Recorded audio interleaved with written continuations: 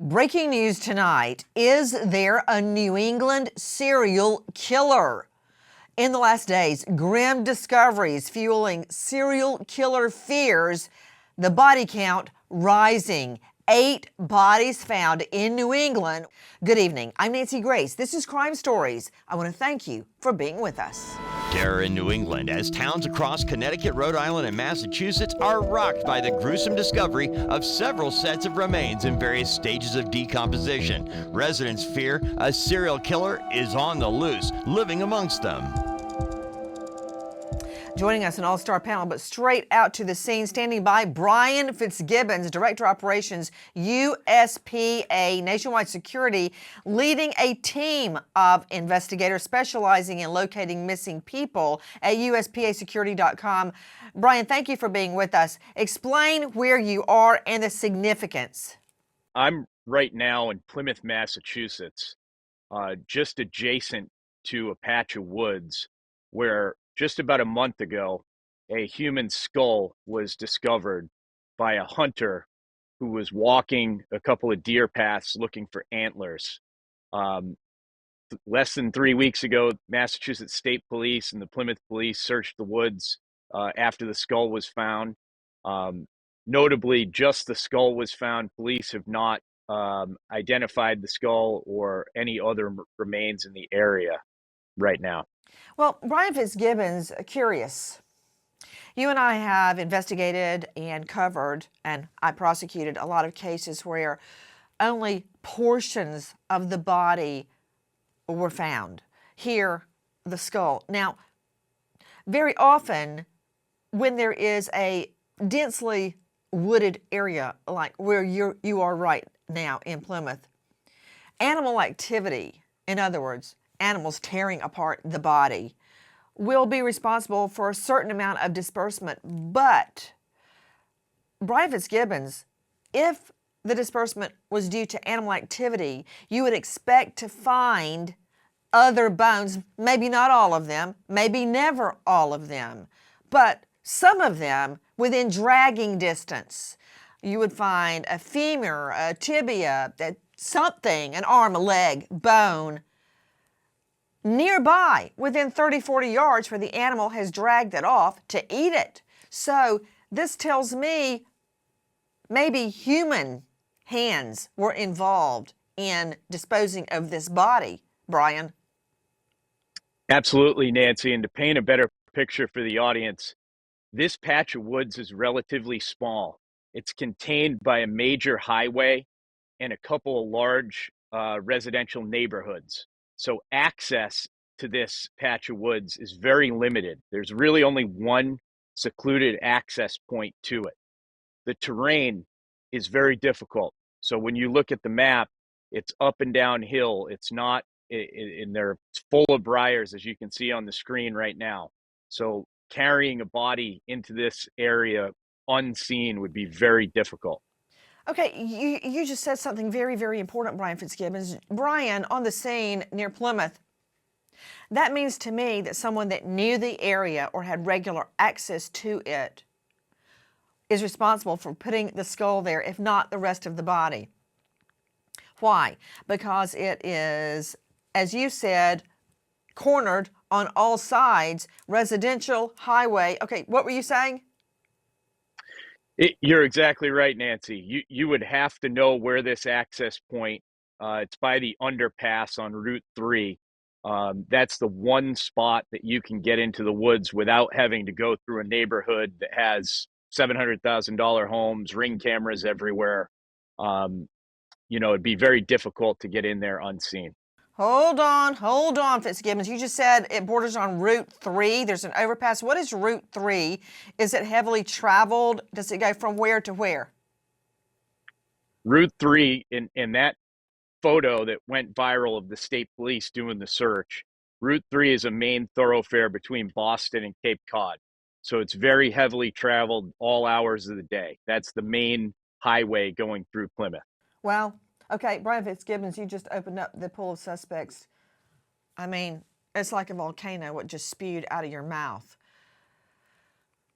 Route 3 goes from Boston to Cape Cod. It's very heavily traveled, which means anybody driving by can look down and see that patch of woods and think, wow, that's a great spot to hide a body. Very, very similar to the case of Shasta and Dylan Groney, where a truck driver drove by in Coeur d'Alene. If you saw the aerial, Brian, it's all green, okay? So very rural, and he happens to see at a distance Shasta on an above ground pool. He lies in wait, kills the whole family, and takes the 2 children. That's what happens. The perp sees something and suddenly they get an evil plan hatched in their head. Guys, tonight, fears of the New England serial killer, as he, and it's typically a man, is called, have been sparked. Listen. The public is terrified. There's a serial killer on the loose in New England. In just 2 months, 8 sets of remains have been discovered in Connecticut, Rhode Island, and Massachusetts. Only half of those victims have been identified. All of the bodies are in various stages of decomposition. One woman only deceased a few hours, while another discovery only included a jawless human skull. Okay, Brian Fitzgibbons, that's the skull to which you are referring, the jawless human skull. And we're just showing video of that neighborhood. Let's see that again. You don't usually find a human skull behind $1 million house, okay? So this is what we're talking about. Brian, back to you. This is significant. Rarely in a neighborhood like this do you find a dismembered body in your backyard. Yeah, so that woods is direct, maybe 150, 200 yards behind these houses that you're seeing here. And then it abuts on the other side of the woods, that major Route 3. Okay, so that's what you're dealing with. Now, when I searched the area yesterday and today, there were a few campsites that looked like abandoned, maybe homeless campsites or small party sites that teenagers had been at. There's also a bike path that clearly had been ridden maybe by local area teens or kids. So that patch of woods is accessible. The terrain is difficult, but there has been some traffic through there. You know, there's another issue as I'm looking at that interstate footage. Jason Ocean is joining me, veteran trial lawyer, joining us out of New York, but also practices in these jurisdictions. Jason, and I mean, you and I have both taken the Peter Pan bus from New York to Boston back and forth, or the train. So if someone's driving along, I'm trying to get my head around where this particular body, one of 8, was disposed. When you're driving along, you can't just park on the interstate that you and I have traveled many, many times, get out of your car and drag a big plastic trash bag out to the woods. You have to look at a place where you can access it off the road and hide it without being caught, or go there by foot. And that is what is interesting about what Fitzgibbons is saying. So somebody didn't just, they may have seen it from the interstate, this spot to hide a body, but they did not go to the spot leaving the interstate on foot. You have to get out and go around and possibly even park in this neighborhood. But I guarantee you, one of these millionaires didn't throw a dead body or a skull practically in their own backyard. That did not happen. No, and it seems by description limited as to the type of animals that would be able to access across the road and grab that. So, you know, the theory that it was done by human hands is quite plausible. And as you point out, someone must have surveyed this land because of its inaccessibility, because of the houses, as we've seen, bordered, and the highway. So someone took the time to purposely decide that this was a location for depositing that skull. You're right, Oceans. Guys, 8 bodies discovered in the same region in a matter of weeks. Let's just start with 35-year-old Paige Fannin. Paige Fannin, 35, is reported missing March 4th after failing to open her West Islip, Long Island hair salon and not returning calls from family members. The next day, police get a tip that Paige may have been seen in Wilton, Connecticut near Schneck's Island. March 6th, Wilton PD teams up with Norwalk PD to search the area with drones. An officer spots clothes on the bank of the Norwalk River. Family members confirmed the items belonged to Paige. And then Paige's body found. Despite fast-moving water from heavy rainfalls, police and fire personnel search along the banks of the Norfolk River while a dive team searches the water. At Main Avenue and Grist Mill Road, the scuba team discovers human remains. They belong to Paige Fannin, reported missing 2 days earlier. Law enforcement has not released Paige's cause of death. In addition to Brian Fitzgibbons joining us from the scene there in Plymouth, and veteran trial lawyer Jason Ocean is joining me now, Hermania Rodriguez, Chief U.S. reporter with DailyMail.com. Hermania, thank you for being with us. Also, host of Welcome to Magaland podcast. Hermania, the skull to which Fitzgibbons is referring, it was green in color. Is that correct? That's right. And clearly, as you said, all of these remains are being found in the same area, and there seems to be details that tie them. But one of the strange things is all the decomposition levels were different. Paige, that we just mentioned, her body had only gone missing a few days prior to it being found. So she was not as decomposed as some of the other remains that police have found. As you mentioned, this skull who was beyond any point of recognition.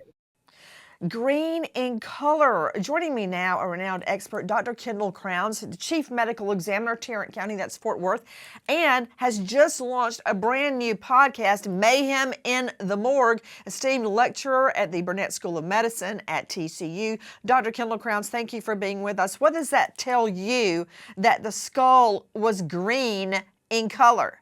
So it can be a number of things. It could be it's been out in those woods long enough that moss or mold is starting to grow on it, which will discolor the skull. Also, the dirt composition in the area, if it has a high copper content, can cause a green discoloration as well. And then finally, it could be something associated with the individual's death or a chemical being used to try and bleach the skull or get flesh off the skull or something along those lines. Okay, whoa. You're telling me something I've never heard before. Stop right there, Dr. Crowns. People actually bleach a skull? What did you just say? Well, so what I was saying was they may have tried to use chemicals to try and get rid of the tissue off the skull. I misspoke by saying bleach, but by using the chemicals, it could have discolored the bones in a way. Okay, you know, Dr. Kendall Crowns, every time I talk to you, I learn something completely new. So a skull can be discolored, possibly turning green, if the killer has tried to remove all the flesh so as to hide the identity of the victim. And that, okay, so the skull could be discolored because of that? A possibility, yes. I'm going to circle back to the age of the skull, but we've got 7 more victims to analyze. That's in Plymouth. What about Groton? It was a very vague call. We were able to determine where the item was at, and during the initial investigation, we located human remains. A Groton, Connecticut resident visiting a loved one at the Colonel Ledyard Cemetery calls police to report a suspicious item just outside the cemetery entrance. Responding officers make a grisly discovery: a woman's remains in a suitcase. Police say the woman has lightly pigmented skin and may suffer from Turner syndrome, which causes a very wide neck and broad chest, among several other physical differences. Investigators believe her remains were dumped there in mid-February. Now, I don't want to be misleading in any way. I do not believe that the cemetery victim is connected to all the other bodies, and this is why. The victim is identified as Suzanne Wormser, aged 58, who's a resident of the city of Groton. The suspect is identified as Donald Koffel, age 68, who's also a resident of the city of Groton. The suspect was interviewed for a third time, and at that time confessed to the murder, providing details that matched the scene documentation as well as evidence collected by the investigators. Today, the suspect was arrested and transferred to the State Department Corrections. That still leaves me 7 dead bodies and counting.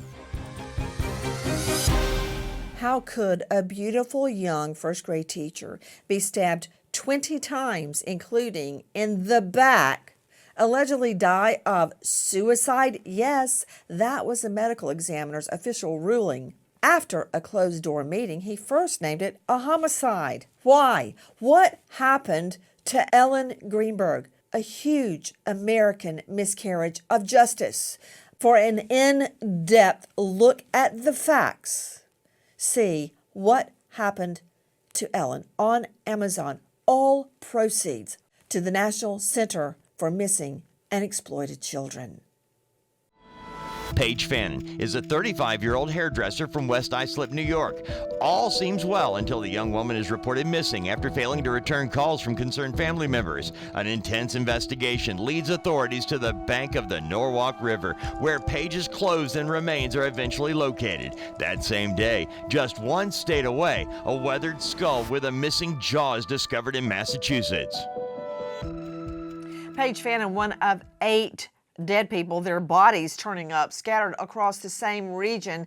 8 bodies. I think we can exclude one of them from any suggestion that a serial killer was involved. That leaves me with 7 dead bodies, connected or not. Now, this is what authorities want us to believe. Listen. There have been many rumors and unsubstantiated fear-mongering taking place in the social media, making the city and surrounding communities seem like unsafe places to live. I am here to assure you that the city of Groton is among the safest communities in the Northeast. Okay, the same exact thing was said about so many serial killers, telling people you're safe, you're fine. There's no such thing as a serial killer walking amongst us. Does the name Portland serial killer ring a bell? They're aware that there seems to be some similarities there, but it's too soon for them to say that there's, anything directly linked between these. Rumors of a serial killer in Portland, Oregon begin with 22-year-old Kristen Smith's remains in February. 6 weeks later, Joanna Speaks is found on an abandoned property. Dead weeks later, Charity Lynn Perry and an unidentified woman are found dead the same day. 31-year-old Bridget Webster is discovered on a rural road, and just 1 week later, 22-year-old Ashley Reel is found dead in a heavily wooded area. A grand jury has indicted Jessica Calhoun on murder and abuse of a corpse charges in connection to the deaths of Charity Perry, Bridget Webster, and Joanna Speaks. That from our friends at KOIN6. Authorities reiterated over and over. It was like a mantra. Second verse, same as the first. There's not a serial killer. There's not a serial killer. There was a serial killer. And then with egg on their face, they say this. We recognize that until today, there have been many questions and that their deaths have caused fear and anxiety across our area and for the families who have been waiting for answers. That from our friends at KPTV Fox 12. Back to Brian Fitzgibbons joining us on the scene, Plymouth, Mass. I want to circle back to the significance of the skull missing a jawbone, being weathered, we believe, till it was green in color. The likelihood is that that was from age out in the woods, and it may not take that long. It could be weeks, it could be months. I don't necessarily believe it has to be years depending on the weather. But that said, that's significant, Brian Fitzgibbons, because if these end up being connected, that shows the SK serial killer has been working at work in this area, this region, for some time. Absolutely, Nancy. And Massachusetts State Police have released very limited information, but that was one of the points that they did release, that this skull had been there for quite some time. Now, that has caused some concern of 2 local families of missing women, Sandra Crispo, missing since 2019, and Brittany McCormick, who's been missing since the summer of 2021. Back to Dr. Kendall Crowns joining us, Chief Medical Examiner, Tarrant County, star of a brand new hit podcast, Mayhem in the Morgue. Couple of quick questions. Dr. Kendall Crowns, again, thank you for being with us. How do you look at a skull and determine if it's male or female. Specifically now, we don't have a jawbone. If you don't have a jawbone, can you have the upper teeth?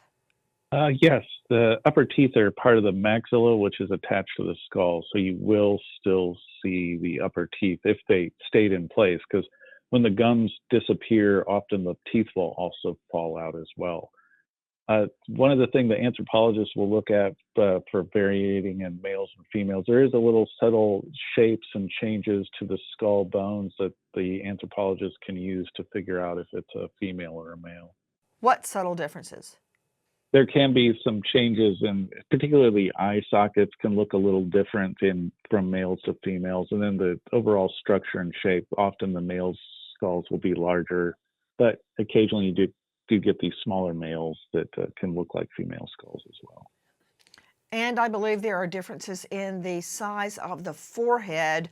Can you, based on the teeth, determine the age of the victim if there are teeth left, Dr. Kendall Crowns?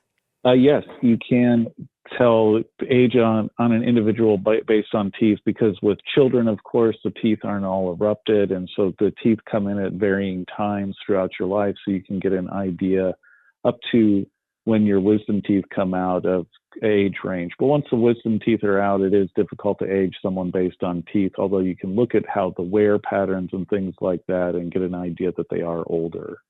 And of course, you can possibly even make an ID through dental records. But the problem with that is, Brian Fitzgibbons, you've got to have somebody to compare it to.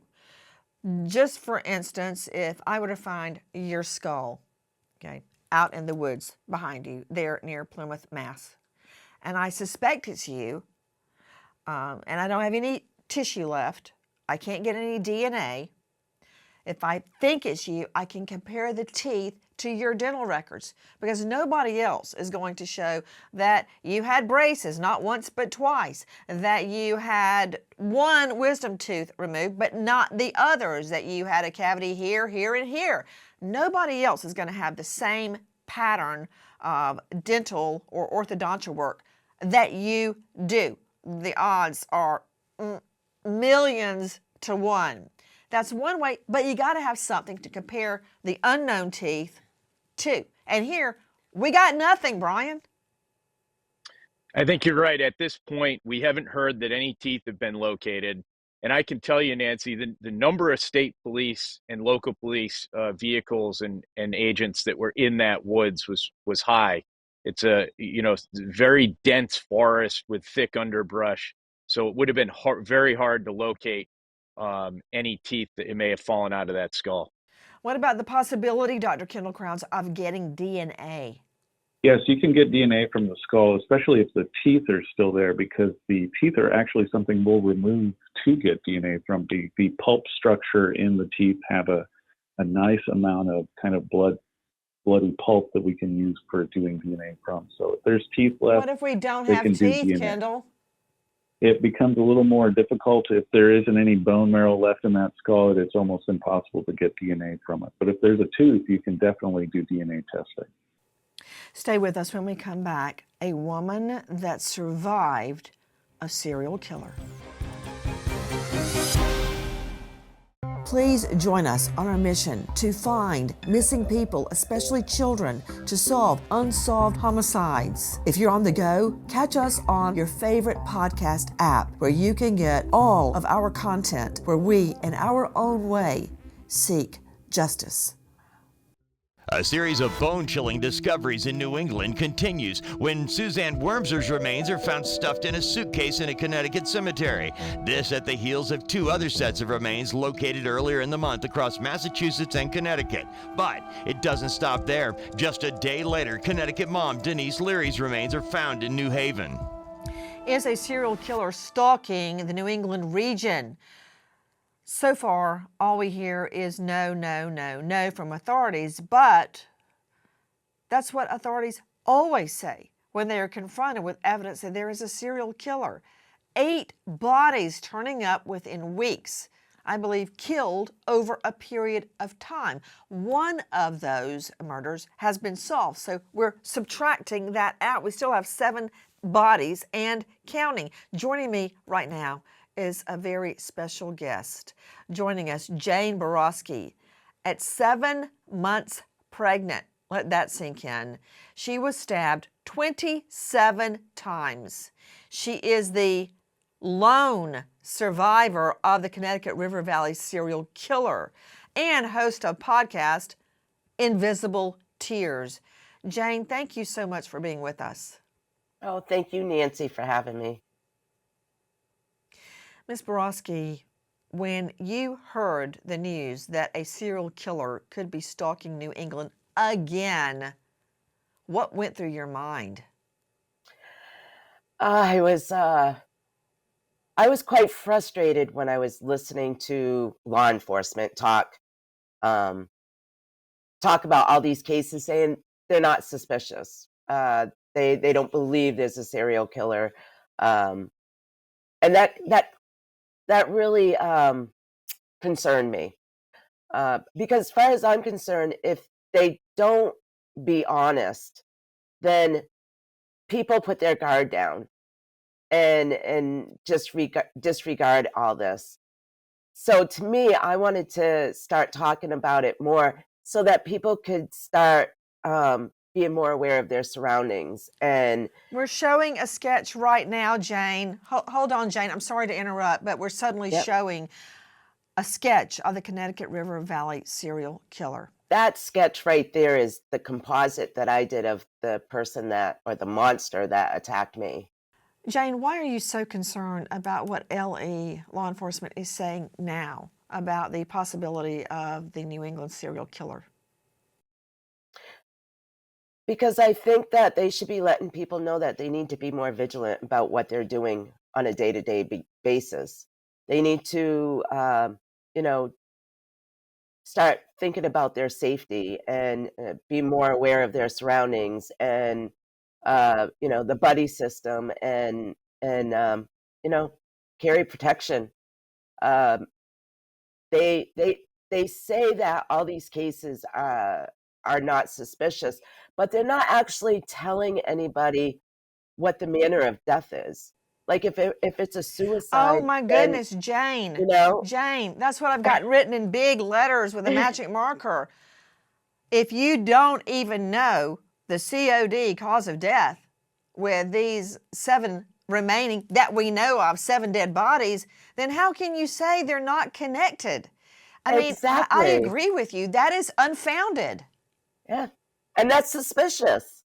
That's very suspicious. Like, if you can't share that or you don't know, I mean, some of these bodies or remains, they've already said that it's not suspicious before they even sent them out to be examined. How can they even determine that? It's frustrating. Another problem, don't move, Jane Borowski. Another problem to Brian Fitzgibbons joining us at the scene where one of the sets of remains were found. Brian, USPA nationwide security, leading a team of investigators finding missing people and helping to solve unsolved homicides. Brian, one of the many problems here is, and this is not peculiar to New England, this is everywhere. This is why Bundy took so long to solve, and Israel Keys took so long to solve, and so many others took so long to solve. You basically have to take out an ad on 3rd Avenue, I did it, I'm the serial killer, because the law enforcement aren't stupid, they're not dumb. It's that jurisdictions are not in the same system.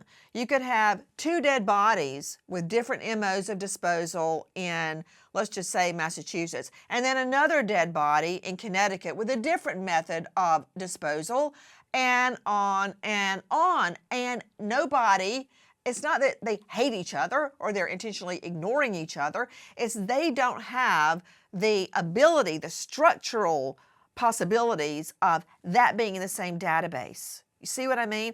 They're not talking to each other about these dead bodies.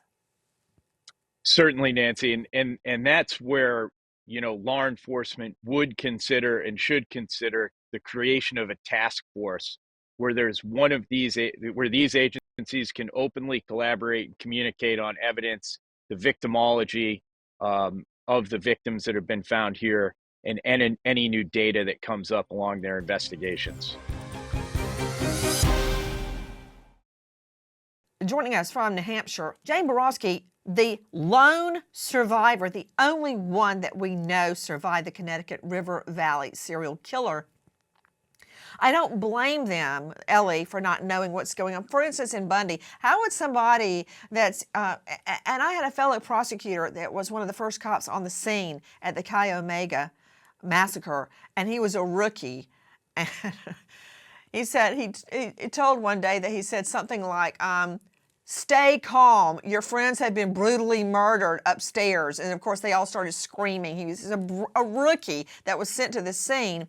So, you know, why would law enforcement answering that call, investigating that case, think, hey, I should look at Colorado murders? They shouldn't. It's not in the same database. So Bundy went on a nationwide spree, and I submit there are still unsolved murders of Bundy's victims. But what I do blame them with, along with Jane Borowski, who lived to tell the tale, is telling people, don't look at the man behind the curtain. Don't look over here. Look over here. There's not a serial killer, but they won't say why, Jane.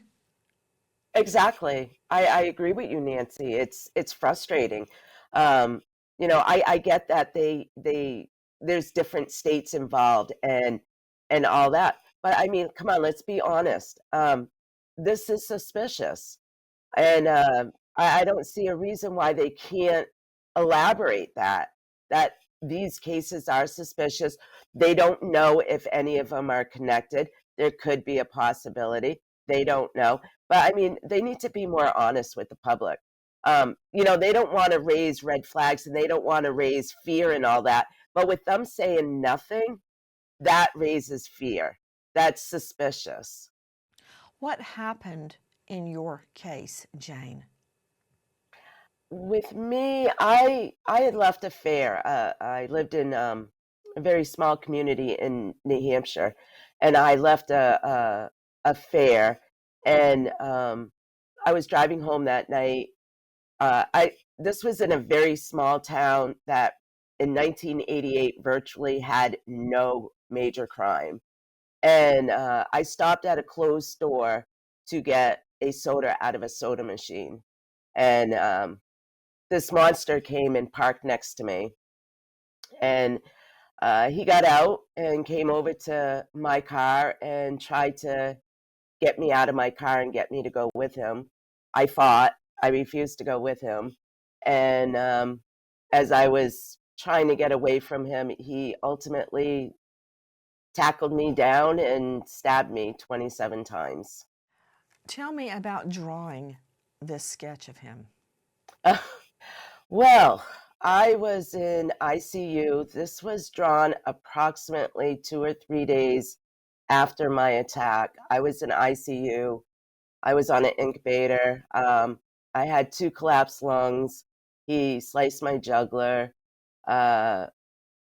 He sliced my tendon in my thumb, sliced the tendon in my knee.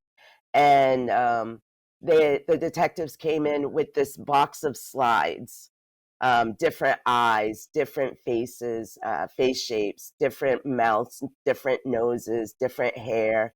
And so they show me a slide, and that whole composite was done by me blinking once for yes and 2 for no. And that's how that composite was created. I wish that they had set me up with an artist after I got out of the hospital so I could have had a more detailed sketch of him, but unfortunately they never did that. So that's the only composite that we have out there. The unidentified Connecticut River Valley serial killer is responsible for the murders of 7 young women, all within the Connecticut River Valley region of New England, and he is still walking free, still unsolved. And you said your daughter is a miracle. Why did you say that? I was 7 months pregnant with her, and you know, she survived. I ended up carrying her for another 2 months after my attack, and she survived. So she is a miracle. I believe that it's because of her that I survived, because she wanted to survive and live. It gave me the strength to survive.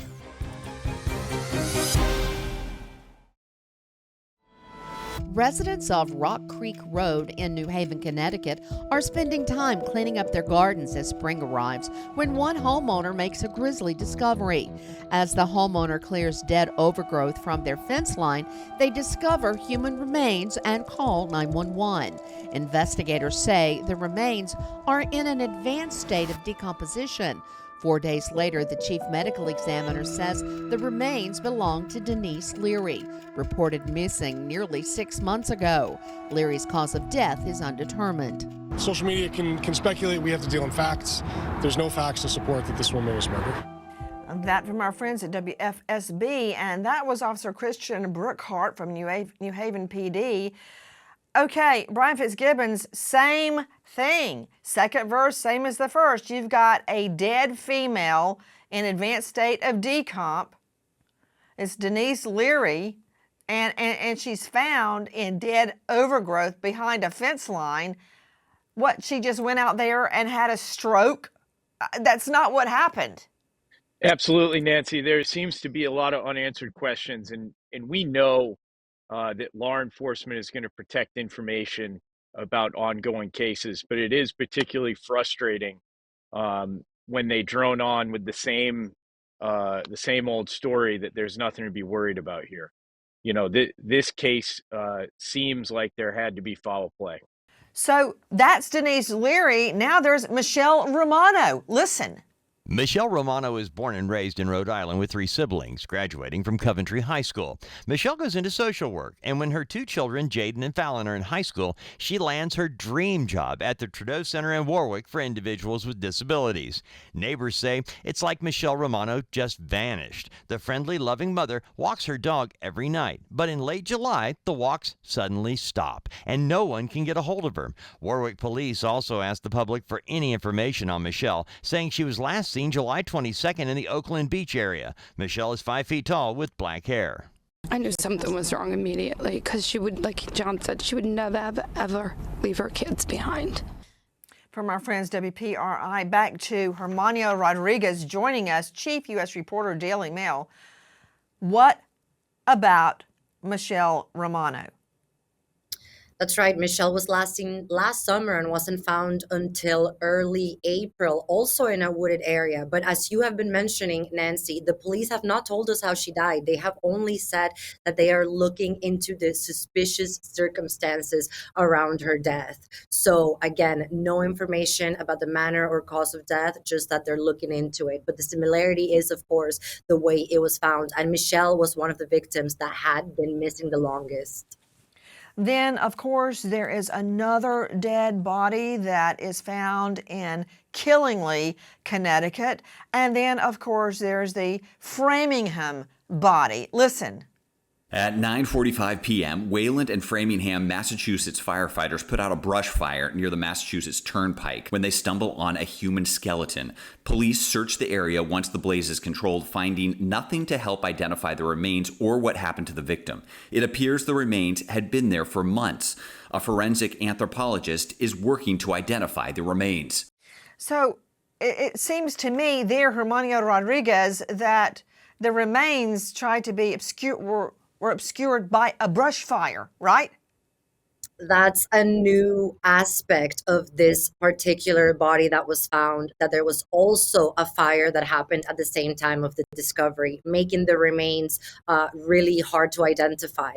As many as half of these bodies have not been identified because of how decomposed or destroyed they were. Now, just 1 hour away, correct me if I'm wrong, because there's a lot of dead bodies we're juggling here and a lot of fact scenarios, Hermanio Rodriguez. You've got the body found in a brush fire. I guess cops are going to say what? She had a heart attack, fell over and died, and then someone happened to throw a lit match nearby. Okay, but then 1 hour away in Springfield, Mass., this happens. 8 a.m. Tuesday morning, Springfield, Massachusetts. First responders rushed to a bike trail along the Connecticut River. A 911 caller reported an unconscious woman. When help arrives, the woman is declared deceased. Police have not released Megan Meredith's cause of death, but it is being investigated as a homicide. So you've got Hermania Rodriguez, you've got one woman dead, the body set on fire in Wayland, the Farmingham, Mass area, and then an hour away, another dead female, that being Megan Meredith, and police are not releasing a COD, cause of death. Is that right? That's right. This was the last body or the most recent remains that were found in the area. And police did say that it appears to be a homicide. However, they are still once again not giving details. It does appear that because this remains of the victim, it was reported as someone being unresponsive. So the suggestion is that these remains were not as decomposed as others, but that's all we know. Again, authorities insisting there's not a serial killer at work, but a Facebook group now totaling nearly 70,000 members disagrees. District Attorney Anthony Galini tells the public Springfield is safe despite the 7 other sets of remains found in the last 2 months and another woman's murder in Springfield's Forest Park in January. Speculation about a serial killer in New England is gaining significant traction online. The New England Serial Killer Facebook group's 67,000 members and users on other platforms like TikTok and X are pointing to several recent discoveries of human remains in Connecticut, Massachusetts, and Rhode Island between March and April. Google shows a huge spike in searches for New England serial killer. While police say the rumors are unfounded, they are having a hard time convincing the public otherwise. To Jane Borowski joining us, the lone survivor of the Connecticut River Valley serial killer. There's not even a tip line set up for the alleged New England serial killer. There's not. Nope. We tried to find one. There's not one. Isn't that suspicious? Like, do they want to solve these cases? Exactly. So the best number we can give, if you know or think you know about any of these 7 dead bodies, please call Springfield PD 413-787-6355. Repeat, 413-787-6355. And now we remember an American hero, Master at Arms, 3rd Class, Lyndon Cosgrove Flax, U.S. Navy Security, passed away in the line of duty at just 22. Survived by mother, Stephanie, brothers Riley and Keelan, dad, Corey, stepmother, Lynn. American hero, so young. Master at Arms, Lyndon Cosgrove Flax. Thank you for being with us tonight, and a special thanks to our guests. Nancy Grace signing off. I'll see you tomorrow night, 6 and 9 o'clock sharp Eastern, and until then, good night, friend.